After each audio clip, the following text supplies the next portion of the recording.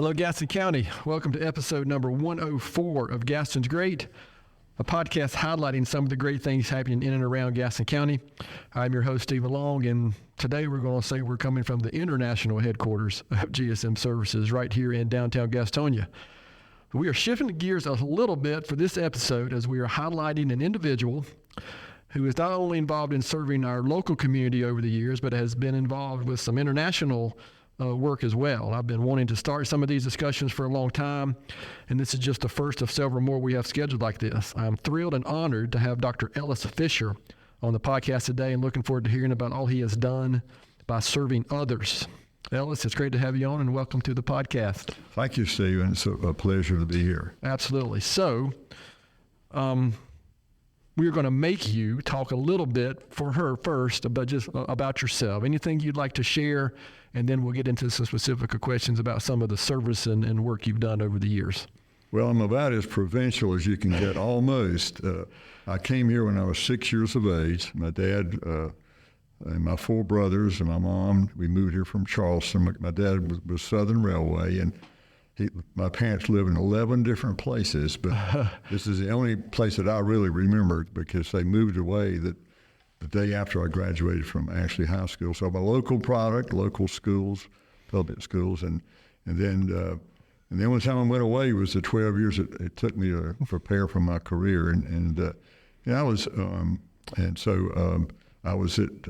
a strange person. I went to Duke and then got a degree, and then went to Carolina and did the rest of my medical training. So that might come up again, just for I apologize for that. But for the second part, right? but to come back to the town you grew up in is just special, and pediatrics is an amazing specialty, and most now taken over by one of the great things that's happened in medicine. That's women. You know, I had 3 women in my medical school class, and my son had the majority of his class. Yeah. So, but they're perfect for pediatrics. But you know, you get so many hugs from 4-year-olds, and you know the things that they say were just marvelous. So going to work was not really a job; it was just a fun experience. And if you practice in one place, this is the only job I ever had, except for part-time stuff when I was young, but. To go into Walmart, I can really get through without seeing somebody that knows me, and that's a special thing. God blessed me incredibly with incredible good health. In 45 years of pediatrics, I had a lot of sneezers and wheezers. I only missed 4 days for sickness, which is holy moly, unbelievable. But I love Gastonia. Meg, my wife, is from South Georgia, and so. We met. She was in Converse studying music, and when we met and started dating, of course, this puts me back a ways. I hitchhiked from Chapel Hill to Spartanburg multiple times. It's hard to believe. Well, I know Dad told us many times about him hitchhiking back to Raleigh to NC State. Yeah, it was a different world, and I really, in some ways, wish that all the youngsters could experience that. But we wanted to live somewhere above the Nat Belt because she was from South Georgia, so she loved the Piedmont, and coming back to Gastonia was turned out to be the greatest decision we could have made, and raised our family here. But I always felt, I was called to medicine in the early 80s, probably because of the Gaston Orthopedic Hospital, North Carolina Orthopedic Hospital, which is really an amazing facility built because of the persistence of some businessmen, Henry Babington and others, and so it became the first state-supported orthopedic hospital. And there, when polio was raging, and North Carolina had some terrible epidemics, and so as a youngster, we would go out there and have Bible school. I grew up at First Baptist Church, and just that's when it started tugging at my heart about a career in medicine, and so because of God's blessing, I was able to follow through with that, and then come back here to practice with no relatives here, but we grew our family, we raised them here, and it was a true blessing to us. And so God has directed my life in so many ways, and given me a chance to give back in ways that have just been amazing. Honduras was one of the places, Haiti also. And when you go to the third world, it's just life-changing. You realize that we are so blessed, this incredible country that God gave us and blessed us mightily to become the greatest nation the world has ever known. Right. And that's what hurts when we see there are little cracks in the pavement there. It's just like, people, if you deny the history of this country and try to discard it, you're making a big mistake. Right. There's some mighty brave people along the way that made it what it is. And so, I almost went to Vietnam. I was drafted as a physician to go, but then that was in '70 when I was finishing my internship, and so I was 1 a.m. for 10 years when I came into practice. But I regret that I was able to serve my country like that, because I love America. I'm passionate about flying the flag and being proud of it. And so, but growing up in a small town, southern textile town, I'm so unknowledgeable about Gaston. I have never actually toured a textile mill, believe it. Just at one time and I discovered the Lorraine mill strike when I was taking a sociology class. So some of the past I'm not as familiar with as I should be. But, I was probably the worst athlete in the high school class. I used to warm your dad up as a backup catcher, and growing up in Gastonia, baseball was what it was all about. Oh yeah, I mean, absolutely. The losing team came back from the World Series, runner-ups, but 5,000 people were there at the train station to meet them. Harold Stowe and all those guys. Oh yeah. So but to hit a baseball, if you're not a good athlete, I still have the strikeout record for the league that time. Yeah, well, anyway, I doubt that, but I had to seek. So my brother was a better athlete than I was, and so I had to pursue things in the classroom where the Lord had blessed me with some intelligence that allowed me to do well, and I just. I love growing up here and the friendships I've made and how it's blessed our families. Well, I appreciate you mentioning because you were part of a great class, in my opinion, of 1961 Ashley High School, which included my dad, and so again, I heard a lot about that over the years. And just real quick, I guess I first met you, Ellis. I think one time Dr. Prince was gone or out of town or something, and my mom this was late '70s probably. First time I actually met you, and so I'm actually a patient first, and then of course we've got to be, I hope, good friends through a Rotary Club for 22 years now. I mean, I know you've been a member much longer than that, but we've got some connections there as well, and related to polio, and I had the good fortune of going to Honduras with the Rotary Club when I was president, and you're correct. It is a life-changing,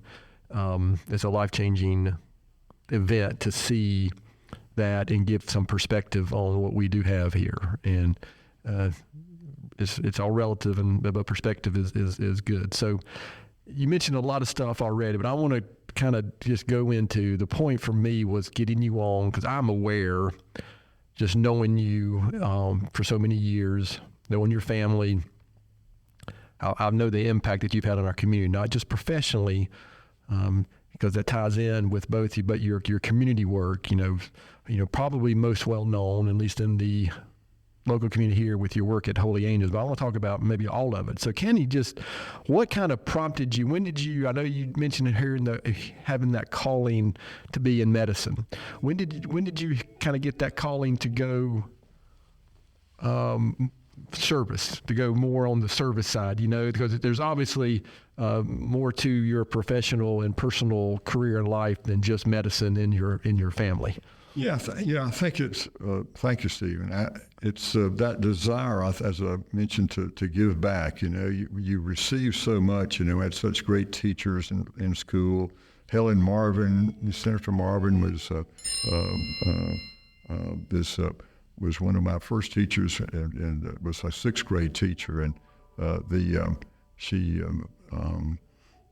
and I have wonderful teachers all the way through. Some people who are made a profound impact on my life. But I think, as I mentioned, when I growing up in church, and church was always a big part of our life, and so God began to work on me in a way, that I saw about missionaries and heard those stories, and didn't know if that's what I wanted to do, but I knew at some point in time I wanted to get that experience, to go to an underserved country and in some small way help them. And I think for Honduras, it was to go out to these little villages and to have these Americans come to them, and say, well, look at these people, they've come into all this way to help us, and not that we did any great things for them, but just being there and loving on them was something very special, as you were able to experience yourself. But I think, you see, even in service clubs, the Key Club in high school, we began to, I wasn't really that good at toilet paper sales. I could sell, I would have been the world's worst salesman. Everybody were lined up, I just hated it. So your failure in athletics and sales is what helped Gaston County have such a terrific pediatrician for so long? We could say it, that's the way it lined up. I went in another direction, but I've been reading a recent book by Dr. Paul Brand. It's an old book, Fearfully and Wonderfully Made. He also wrote one, In His Image. And in Dr. Brand's books, he actually spent most of his life as treating leprosy at Carville, Louisiana. He grew up in England and in India, where his dad was a missionary. But in his book, Dr. Brand talks about the human body and all its aspects from a spiritual perspective. It is an amazing read. When you think about that. So Dr. Paul Brand, Fearfully and Wonderfully Made, I would recommend it for anyone just to see the perspectives on what God has created in us. But I wanted to, I was so, I benefited so much from the community and what I received from it. There was that desire to go forward. I was and one of those things really changed my life, Stephen. I know you're an exercise enthusiast, and I was working with the Heart Society, and Jenny Craig Watson, Tom Watson's aunt, was the director of the local society. And so the state meeting was in Winston-Salem, and the featured speaker was Dr. Kenneth Cooper, who coined the term aerobics. I mean, he was a guy. He was an overweight cardiologist in Boston, participated in the Boston Marathon when there were 220 participants. He came in 219. But he made a statement. He said, if you're an adult and you don't have an exercise program, the clock is ticking on your life. And I was 33 years old. I went home, got his books, and I've never stopped. I did some marathons, and then other things, and now cycle and swim. But I use that to try to motivate my patients and their families to commit to that aspect of it, of nutrition as well as health, because pediatrics is all about preventive health. I mean, the immunizations that were created during the time I practiced were life-changing. I mean, and as I said, it was a golden age of medicine. I mean, we went from, where you would have to take a 7-day-old baby to the cath lab to find out what their congenital heart disease was, rather than just sending them down to the ultrasound lab and get an echocardiogram, and then CTs, MRIs, all those things that revolutionized medicine. I was able to be a part of that, but I knew that, so to prevent disease, as they say, an ounce of prevention, worth a pound of cure. It really is true in pediatrics. You set the standard there, but for me, it was like, I'm going to walk the talk. I'm going to be a part of this. So kids would say, well, I don't have time to do that. So, well, what do you have time to do? Are you making time to do that? And the other thing, of course, is faith. My faith has grown. I've had wonderful opportunities and how that really started was when I started praying with a group of men, and I'm at First ARP, and that's just kind of grown. I've had I'm in a thing called community Bible study with men for about 25 years, and that has been a huge part of my growth. So as you merge medicine with creation and what God's given us, and then what He did through Jesus, and then that's the whole package comes together in a wonderful way. And and you want to share that.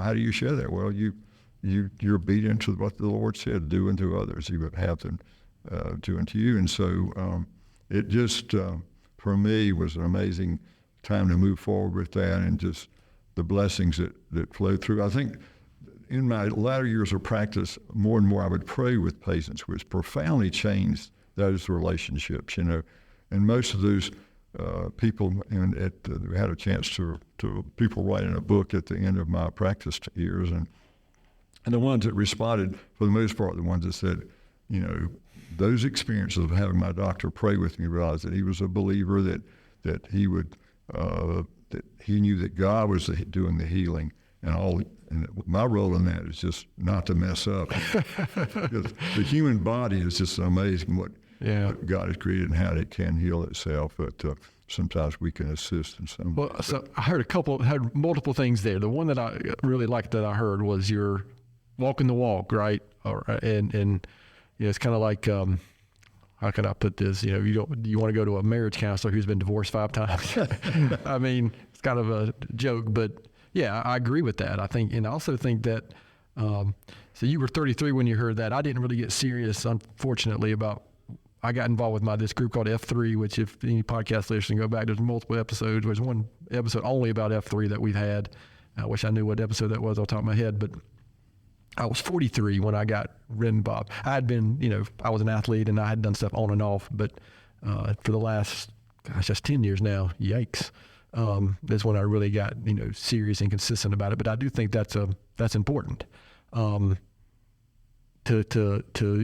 especially when you're advising patients, right? On what, well, it's really patients and families, right? Yeah, I had one patient, I'd worked on him. His dad was a runner, family was active, they played sports and tennis and stuff, and he just couldn't do that. Well, he got into college, and something, a fire was ignited. This guy became a marathon runner. Oh, wow, yeah. He ended up getting a doctorate in, I think, mathematics, but, so he was a smart guy too, but he finally became wise as far as his health was concerned. So I always, when people would tell me that, because you never know about, you give advice, but you can tell who's engaged and who's not. Or when it might trigger. Yeah, just like. It might be later. Words that I used that made a difference, or my words at all, and that's why you'd always be careful. And also, people will tell me, you told me this one time. I told you that. Really? Yeah. So, but medicine has a great opportunity, because people, are very kind to physicians for the most part, and we receive a level of support and. Well, you're a voice of authority, and deserved, undeserved, right? Both sides, but it was people will come up to me and say, "Well, you saved my life." Well, I really didn't, but they were nice enough to say that. God's the one who saved your life. Because I had a patient of mine who had meningitis, and if I mention her name, you would know it. But she was 10 months of age, developed acute bacterial meningitis. Oh, wow! Devastating. You can not only has about a 50% mortality rate, but it can leave you deaf, retarded, developmentally handicapped, and she turned out to be her valedictorian with a high school class. She went to some university in Chapel Hill. I've forgotten the name of it. That's that's the word we don't mention on this podcast. But that disease is preventable now, and the people who are anti-vaccine have never seen that, so they don't really appreciate. They don't have a reference. What the vaccine is. Well, so many things like that until you have a personal experience. Yeah. You just, that's to so many things I've learned. Of course, I'm old enough now to just learn that sometimes events have to happen, right? Or you have to know personal knowledge sometimes to, accept new information or change your mind about something or realize that maybe Ellis was right about that many years ago. Yeah, you plant those seeds, and we all receive those in life, and sometimes they take root and bear fruit. And tell us what led you to this Holy Angels involvement, because that has been a big part of what I know of you the last however many years. So what led to that? Well, it's kind of interesting. Kevin Soden was the medical director, and Kevin was like a rock star.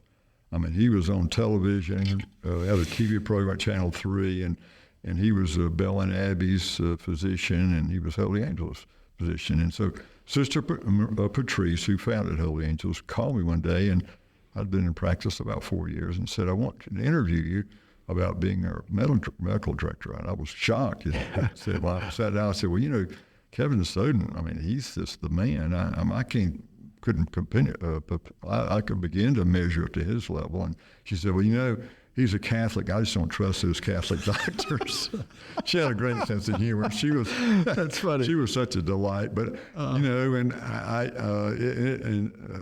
we're actually one of our first patients that came up. She came to Holy Angels when I was an intern in Chapel Hill, and she just passed away this week. But this was a family I've known for. I took care of her brothers when I was a resident in Chapel Hill, so that's a long term, and lots of those. We've had. It's been such a blessing, and God has taught me so much through that in terms of the lives, how this works. Think that you grew up, and we've got people who've been on a wheelchair bound, tube fed, everything that has to be cared for all of their life. Yet they'll smile and they'll feel pleasure, and kids were just going on to, they go on boat rides, and they were going to go to the cotton candy factory this week, and the things that the differently able, which is a great way to refer to this population, and I don't mean to sanitize, and they're lovely people. Sure. Who, in my own way, I make me reflect on the blessings that I've received, and want to try to assist, but being able to have that long-term association. Dr. Beth Baumgartner is our director now. He's wonderful, and it's just done an amazing job. But Holy Angels is something special, and they've blessed me over the years in so many ways, and I even spiritually as well as physically and other ways. So it's been truly a remarkable thing. It helped me so much in my practice of medicine, having that perspective, because it's very complex to take care of a patient who can't tell you what's going on, because one of my professors said, well, the patients will tell you what's wrong with them. You just have to listen, and that listening part's become maybe not as good as it should be. So, but to make sure our listeners heard this, we're talking about a 45, 46 plus year service to Holy Angels. Is my math correct there, roughly? Yeah, I think it was 77. Yeah, so it would have been late 70s. Yeah. Yeah. So it was a great ride. I got to know Maria Mora, she was the first angel. She just passed away, and her funeral was an amazing event.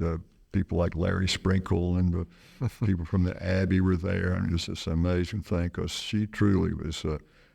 One funny story Ray McKinney used to tell about her, she would often be the Grand Marshal of the Belmont Parade, and she had mild dysplasia, and she had been in a wheelchair all of her life, but she wanted to call Ray, and she wanted a real hot car for the parade that year, so he brought this Corvette over there, and this thing was loaded, and it had a straight shift on it. And he said, Maria, I know you like to sit up on the high seat, but you won't be able to do that. She said, yes, I will.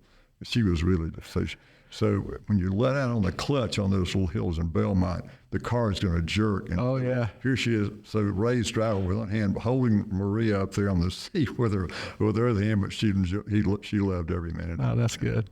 It was and many other great times that she shared with the rest of us. So, I would say this typical Ellis fashion, he has deflected a lot of this to others, and But I'm going to read a couple things here real quick and maybe get you to comment on some of these. So, Holy Angels, okay, is obvious a big one. Rotary Club of Gastonia and Rotary in general, multiple medical missions. I think you mentioned Honduras and Haiti. Yeah. Heart Society, which you mentioned. I didn't know. One thing I didn't know was medical director for Gaston County Schools. Right. So Gaston County Schools, First ARP Church, and you mentioned growing up in, I think, First Baptist Church, the inaugural recipient of the Dr. C. Ellis Fisher Caring Hands, Caring Heart Award. Who is that named after? Distinguished. They were looking around. They were shorthanded on names or something. Distinguished Rotarian Award, multiple other medical-related and community-related awards. And I think there was there another one? Let me make sure. The inaugural Dr. C. Ellis Fisher Award from the Interagency Child Abuse Prevention Council of Gaston County. Yeah, I had, when I came to practice, we had, North Carolina was just getting into the investigating child abuse, and because it was sort of a forgotten area. Came initially out of the child medical examiner's office when they realized that young children who were being injured or dying weren't being investigated thoroughly. So I was the initial group of what we call child medical examiners, and DSS would bring children to us for a physical examination to determine about abuse or neglect. So wow. That we started that in Chapel Hill when I was a resident, and we continued it here and I did that, and we get some court appearances, of course, with, I can remember famous Judge Caldwell, and even when he was an attorney in court, I always enjoyed, Jesse had great skills that he used in the courtroom. That was a lot of fun. I actually knew his father, interestingly. His father did the first surgical procedure at Gaston Memorial Hospital. Oh, wow. New location, and I was the assisting. It was a repeat C-section, so I was there to drive the baby out. So that was 6 months after I started practice. We were down in a little place there next to the Temple Emmanuel on South Street, and your mother would have brought you there, son. And then the old Gaston, the day after Christmas, 1973, we moved to the current location at Caramount, in the old Gaston Memorial. But lots of fond memories there. Yeah. We started out, the medical community here was really tiny. We underserved. I didn't realize till 10 years after I'd paid my national defense loan back that I didn't have to pay any of it back. But I tried to get back what I paid, and that didn't happen. Once the government has it, they keep it. But anyway, but the community has grown quite a bit. The things at Caroline have just been incredible at how it's grown, the subspecialty care, and so we're quite fortunate with them. So I could go on a little bit longer, but I would make one comment. The only blemish I see is those few years that you were in Chapel Hill. That's the only blemish to it. An otherwise perfect record. Well, Steve, this is between you and me, that diploma from Chapel Hill is very valuable, because when I display it on the dashboard, I could park in any handicap spot in town. Oh, that is so good. That's Rotary worthy right there. I have to remember that one, because I think I have Health and Happiness, not this week, but I think I have it next week. So, like I said before we started recording, Ellis, you and I could talk about lots of things for a very long time. But looking back, I mean, is there, on the community service side, both international, local, Holy Angels, just everything that you've been involved with and you've inspired others to get involved. Is there something? This might be a hard question, but there's something that really stands out that you're most proud of, or anything you might could share there? I know that's with so many things on the docket there. I think it's just the general recognition that, it says in Scripture, too much is given, much is required. And I was given so much, I didn't come, my dad had 1 year of college at Virginia Tech, and during the Depression, my mom, just as I had a high school education, they moved around. I had 4 brothers. We moved to Gastonia in some railroad trucks. So we had meager beginnings, but the 50s were incredible time. So simple. Life was just so simple. All we thought about was Army. We had the Second World War was being relived by all of us. Oh, yeah. We played military all the time. We had a veteran from the European theater across the street, and he brought back some wonderful German artifacts. And, yeah. But I think it's just that the blessings that we receive, you just want to give that back. And you notice how much you've gotten, and just to make a small difference in someone else's life as a result of that, it's kind of that little urging that comes on. And saying that you need to do that. Is it fair to say this? Mostly to me, what I'm hearing, and you can correct me if I'm wrong, but a lot of it is just your faith and spiritual.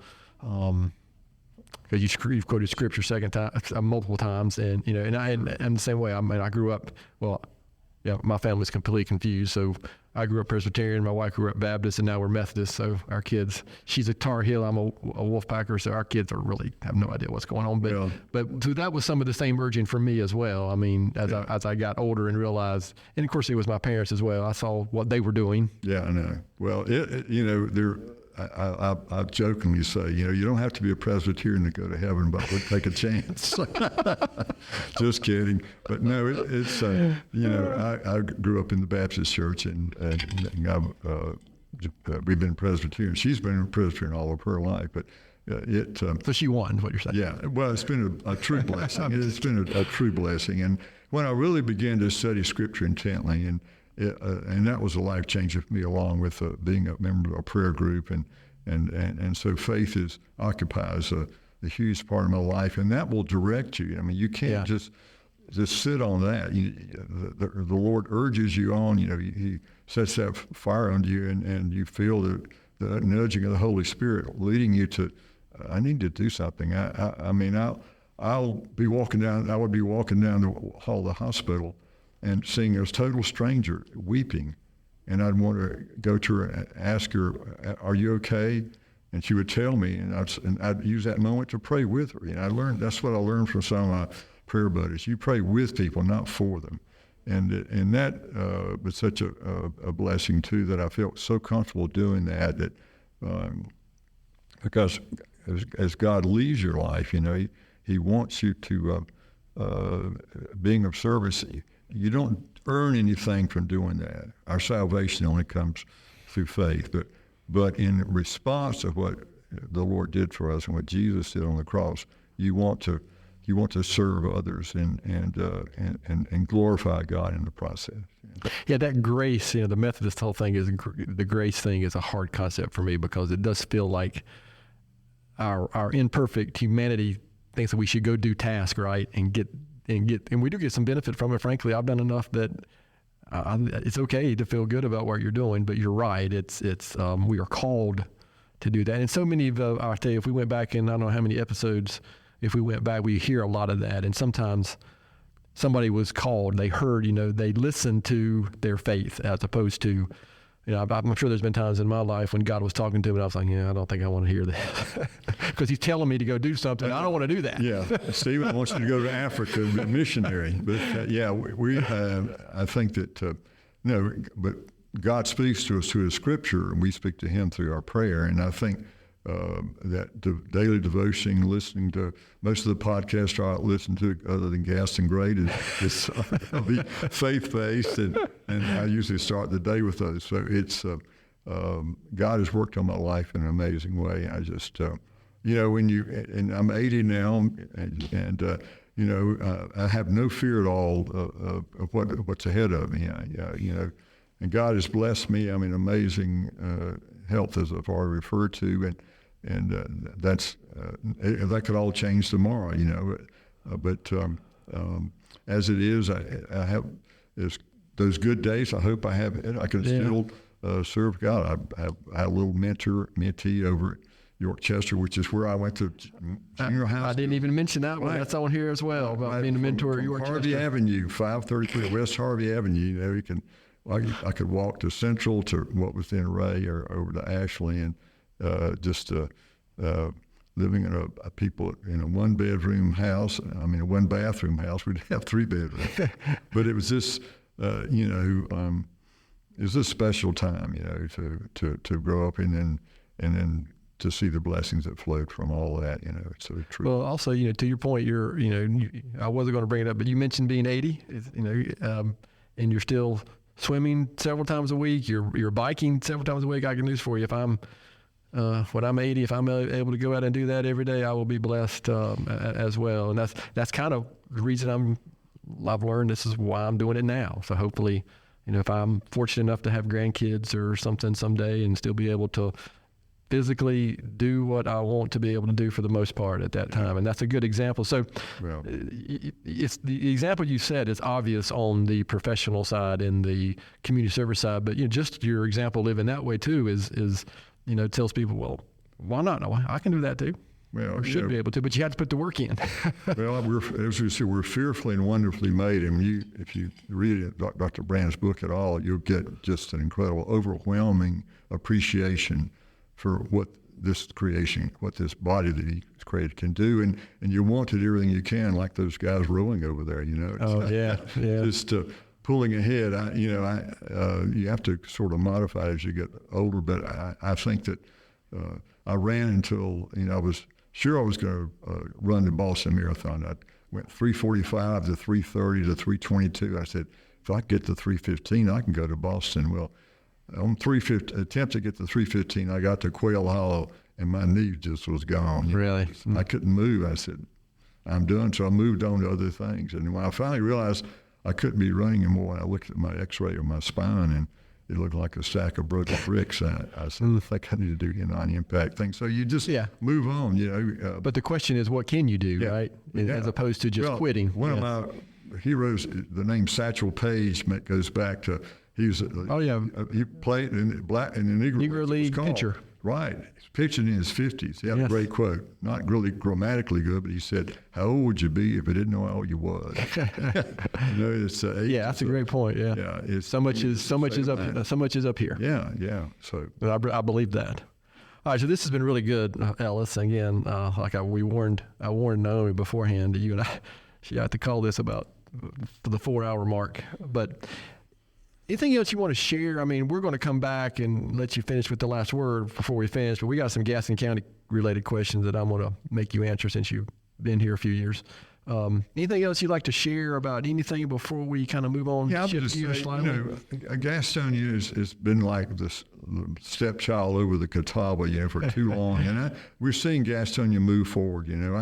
I just want the most for our city, that we could move forward in all areas, right? And we could be a blessing to so many people. Make education a really and stand in the foremost position where it's something that we really want. Because for me, it was the opportunity was there. I came on it at a time when.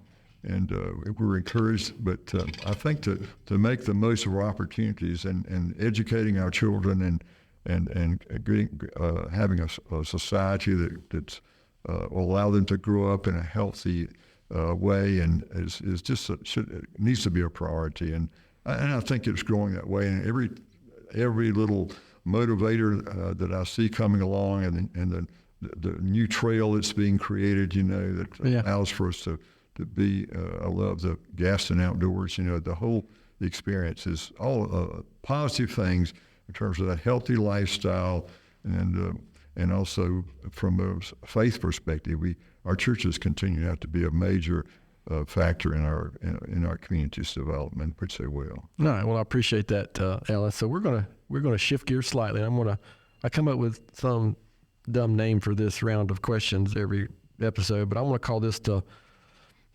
Blue Devil Tar Heel round of questions, because I don't know. What's your favorite Tony's ice cream flavor? I'm a black walnut, if they still have that. That's what my used to like. Maybe went back to the days of Sunrise Dairy, which actually preceded. Oh, wow. Tony's has been there all along, but we used to get the black walnut for some reason. Okay. Are you Sundrop or Cheerwine person? Maybe not now, but growing up? Well, my dad would have Sundrop at home, but he said it was to make his hair grow. He was bald-headed, so he had a drink it. I guess it would be something. Sundrop is the elixir for all kinds of things, huh? I probably know this. I'm going to ask you anyway. Favorite outdoor activity in Gaston County, or a favorite park or something that you might do? Yeah, cycling is still very enjoyable. I still enjoy. We've got we could just say no cars on Saturday and Sunday morning. Yeah, the terrain's almost perfect. The hills are all doable, and when I was a kid, Steve and I would get on my little one-speed 24-inch from my home on Harbor and go all the way out to Crowder's Mountain. Oh wow, yeah. I'd see about 2 cars on each direction. It was a sweet time, and so I would. I was a bike mechanic. I love to fix things. I think that's what draws into medicine. Just like fixing stuff, right. Fixing people. Yeah. So I think we already know the answer to this one. I'm going to ask you anyway. UNC Duke or NC State? Yeah, that silence was. Yeah. I can't believe you just asked me that. Yeah. Well, my brother went to State, so I've always favored, even though I have. So he's the smarter of the family. He was in forestry management. So, so I thought at one time I might go to State, but I overcame that. Yeah. So we all know about Duke. Yeah. Okay. What is something very few people know about you?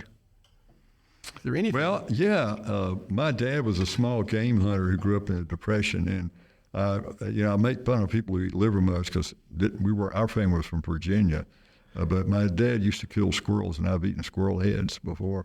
I mean, is that great? Wow.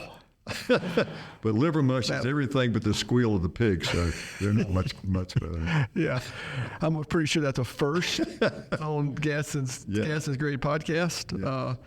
I'm gonna assume you would share the one you've already shared by Paul Brand, but I'm gonna, is that if you had a book recommendation for somebody, would there be another one?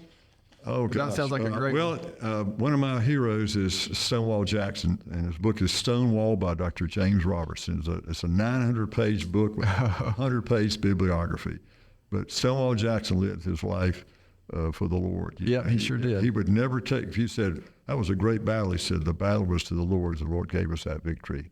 And he also, one of his other quotes is he said, I don't fear death because I'm just as safe on this battlefield as I'm in my bed at home because the Lord knows when I'm going to die. I don't have to fear dying.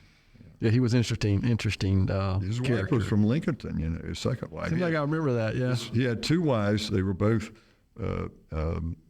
his first wife was the daughter of a Presbyterian pastor who was the president of a Presbyterian college. She died in childbirth. That was in Lexington. And then his second wife was the daughter of a Presbyterian minister who was president of Davidson. So, and she lived till 1915, I think, in Charlotte. And when she would come in the First Presbyterian Church, everybody would stand up. Oh, wow. 4 feet 11, Atlanta. The main building at Davidson was named after her father. So, yeah, but his life was pretty amazing.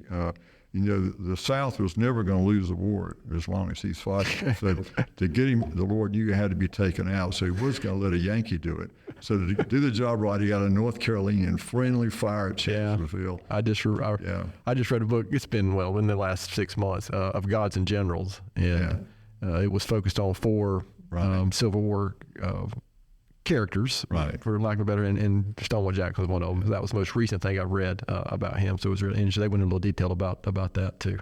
For this, I appreciate you indulging us on some of those Gaston County questions. This is a couple more questions, and we'll let you get back to something that's more productive than having to look at me. You've answered this multiple ways already, but maybe I'm going to cheat and ask you anyway. But from your perspective, because this is the question we like to ask and remind our listeners why. The whole point of this podcast is to talk about why Gaston County is such a great place. So from your perspective and, maybe a general term, why would you say Gaston County is such a great place? Yeah, Steve, that's a great question. I think that faith has always been a big part of what's of this county. The churches are what Gaston County is about. There are lots of them here. I think the people who founded it, Scots-Irish and German and others who came from all over Europe, ended up here, and then the textile industry, one industry sort of changed the whole character of that. These people came from the mountains looking for work at a time when poverty was just overwhelming the South. Reconstruction really lasted till probably 1950. I mean, growing up in even in the late 40s and early 50s. I mean, there was poverty everywhere. But to come out of that and see a productive community forward, moving forward with issues related to health and humanities, and it was a positive thing. And so, with our really very meager beginnings, a little crossroads on the Southern Railway back in the late 19th century, to a town of 80,000 and a county of over 200,000. A pretty amazing thing how we've gone forward. Lots of work to do ahead of us, but people who want to see things happen and make it happen. People like GSM. Well, thank you, Ellis. I appreciate that description. Last question. I think I say this every week. It's my favorite question. So Ellis, knowing what you know now, what advice would you give your 20-year-old self? Yeah, work hard, work to the glory of the Lord, and let fulfill your dreams as far as your service, and let always helping other people be a part of what you do every day. So any last words? Anything? Maybe somebody's listening out there and they're feeling that tug to do more, to get involved, whether it's a church, whether it's a community organization that they are familiar with, or they've had something happen in their family and the organization has helped them. And how would you encourage, or what would maybe the last words to encourage somebody to take that step and listen to that calling, so to speak? What can you and I think that's the part. It's listening and be aware of what's available. Search out your own interests, so you can match up your interests and your skills and with an area where you can serve.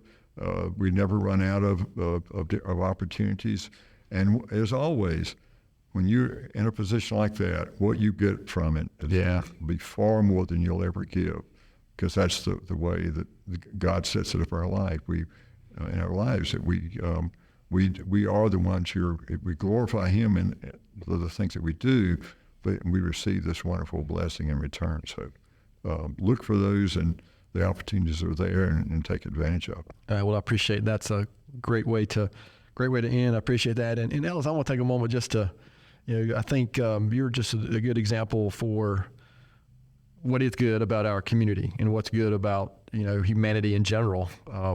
And you don't even, there's probably things you don't even know as an example. I mean, I consider you a mentor of mine because the example you've set, especially the last 22 or 23 years that I've spent a lot of time with you through Rotary.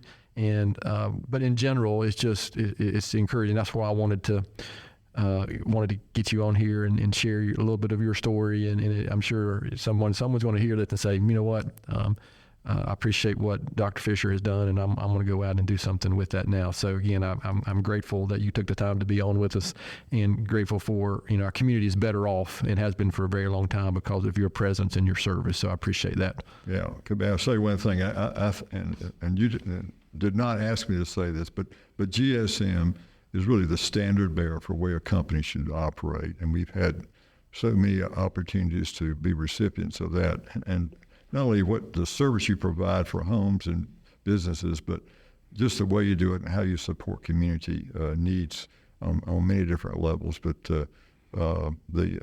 you've made your family proud. The past generations are proud, and it's just a great thing as your guys are seen as really standard bearers of going forward. And you reached a low point with this interview today, but other than that, so it's a great thing you guys are. Again, great leadership. My experience with great leadership and humanity includes a lot of humility. So I think that's a requirement for that for genuine leadership. And so I appreciate that, Ellis. So as normal, I'm going to finish off with my own book recommendation or podcast recommendation or something. Again, the thought for the week, and I was intentional this week, knowing who our guest was, and it's a book this is a book, a gentleman that I like and follow, Admiral William McRaven, who wrote multiple books. In fact, I think this will be the third book I've shared of his, but the most recent one I've read of his is The Hero Code, and it's basically his life lessons that he's gathered over his lifetime about how to be a better human. He's got some leadership books, but this one is more tied into just how to be a better person. And then I picked my quote on purpose as well from Richard Branson, who said, "Great things can be achieved by leading through wisdom, empathy, and integrity with no other agenda than humanity." So I think for the last, 40 minutes or so, we have heard exactly that.